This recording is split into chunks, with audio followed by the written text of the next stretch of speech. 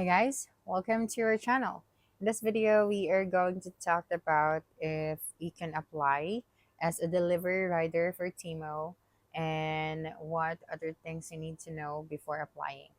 So first, take note that Temu does not usually hire delivery riders directly. Instead, deliveries are handled by partner courier companies, not Temu itself. So you won't apply inside the Temu app, you apply through logistics partner. So to become a Temu delivery rider, you need to apply to third-party delivery companies operating in your area, like local couriers or logistic providers.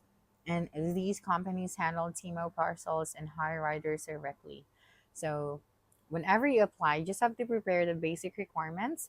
So most delivery rider jobs usually require a valid driver's license and smartphone for delivery apps, good physical condition, knowledge of local routes, and sometimes a background check.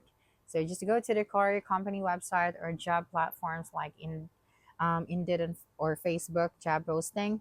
So you can search for delivery rider or courier driver jobs in your area, and you may also apply directly at logistics offices.